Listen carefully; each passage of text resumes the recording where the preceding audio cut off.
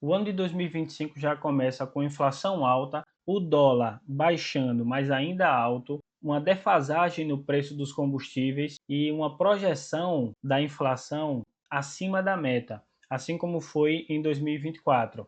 E diante desse cenário de inflação no país, o Banco Central decidiu na última quarta-feira, dia 29 de janeiro, a aumentar a taxa Selic em um ponto percentual, passando de 12,25% para 13,25% ao ano.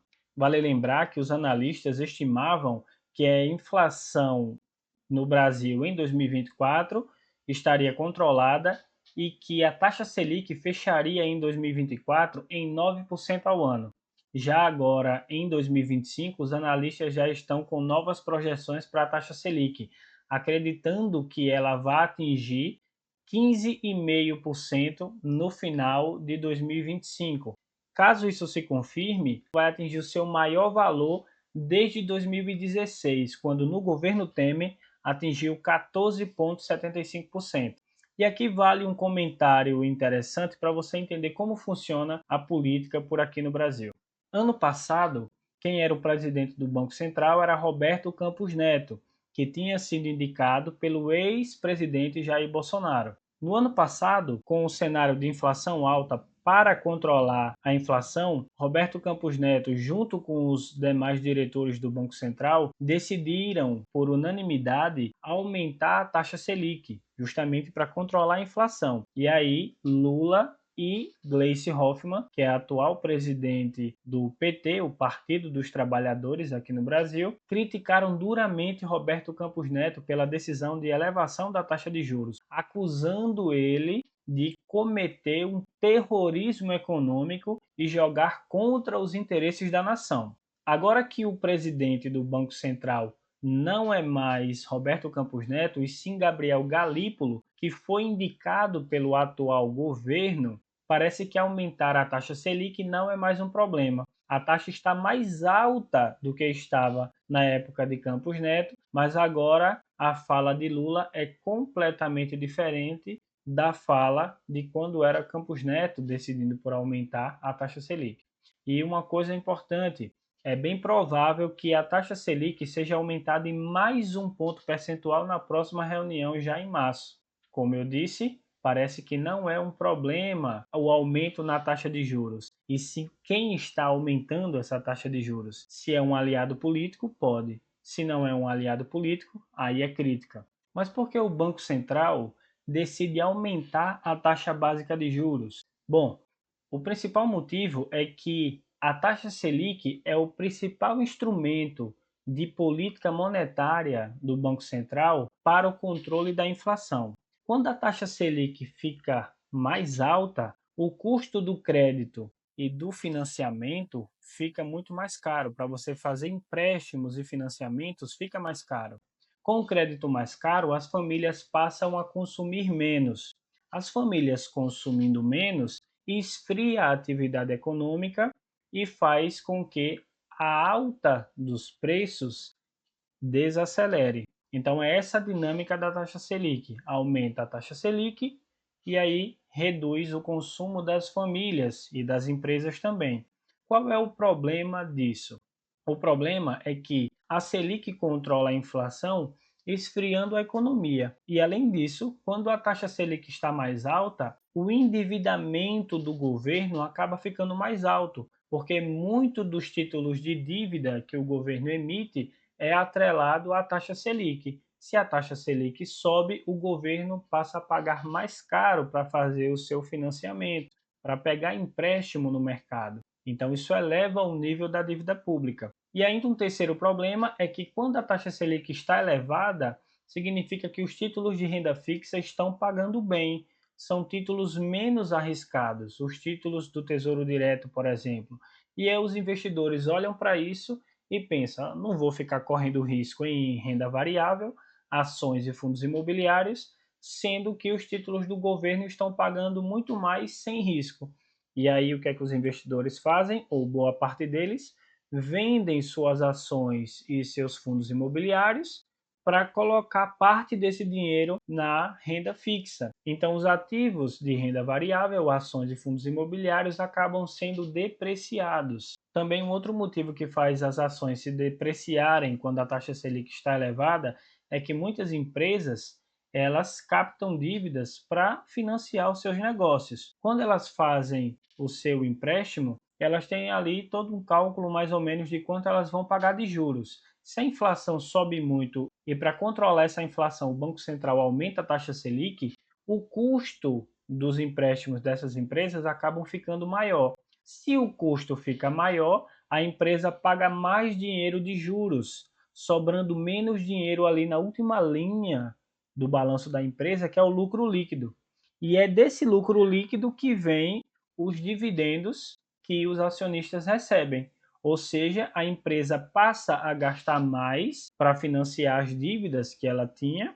Isso reduz o lucro líquido e, se reduz o lucro líquido, impacta diretamente no bolso dos investidores, que passam a receber menos dividendos. Por isso, o mercado ajusta o preço dessas ações, vendendo essas ações e colocando o dinheiro em outros ativos de renda fixa, por exemplo. Mas voltando à questão da inflação, no Boletim Focus, que é um relatório semanal que o Banco Central emite, você consegue ver as estimativas de inflação para o ano de 2025, por exemplo. E essas estimativas elas vão mudando semanalmente, mas ela está atualmente em torno de 5,5%.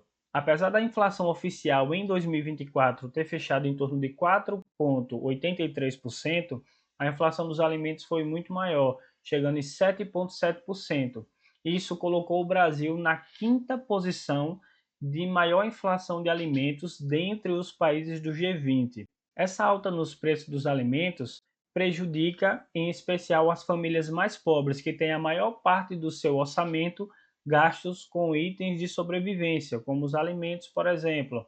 E essa alta nos preços dos alimentos foi tão impactante que atingiu diretamente a popularidade do atual presidente Lula, principalmente na região Nordeste, onde ele tem, historicamente, a maior base eleitoral. Para você ter ideia do tamanho da inflação dos alimentos, dá uma olhadinha nesses números.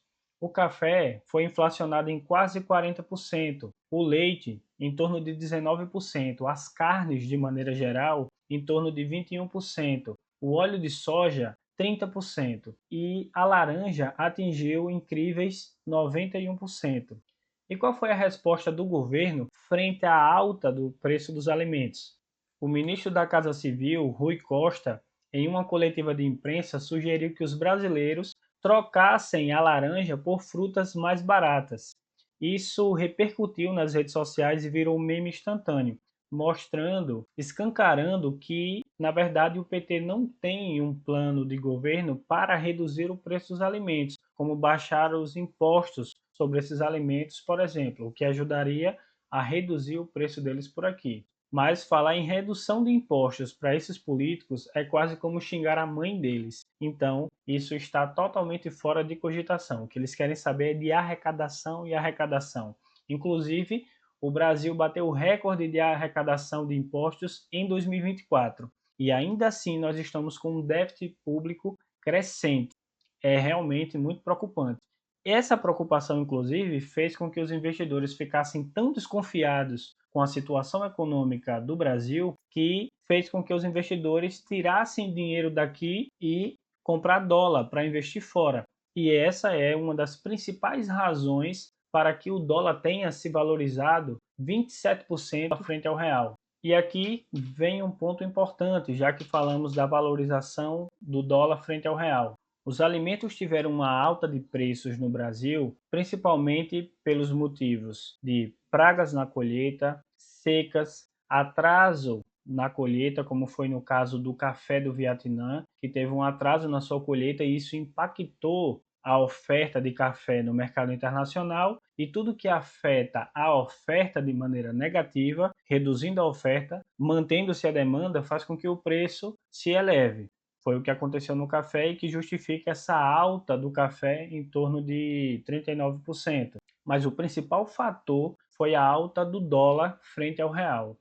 Afinal de contas, Os alimentos são commodities negociadas no mercado internacional em dólar. Se o dólar se valoriza frente ao real, esses produtos ficam mais caros, mesmo que eles sejam produzidos por aqui, como no caso do suco de laranja, que teve essa alta expressiva. A alta do dólar prejudicou inclusive investidores de renda fixa no Brasil, que, por exemplo, investiram num tesouro pré-fixado pagando 15% ao ano, achando que estavam fazendo um excelente negócio, e viram o dólar se valorizar 27% contra o real, fazendo com que esses investidores perdessem, desconsiderando todas as taxas, 12% ao ano. Então, foi um péssimo negócio.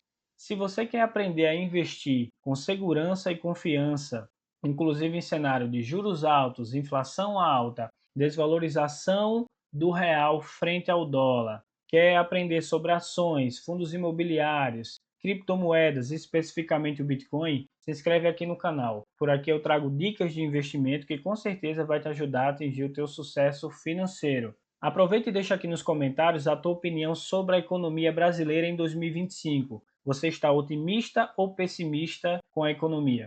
Muito obrigado por ter ficado comigo até aqui. Eu sou Luan Batalha e esse é o canal Nintai Invest. Até o próximo vídeo. Fui!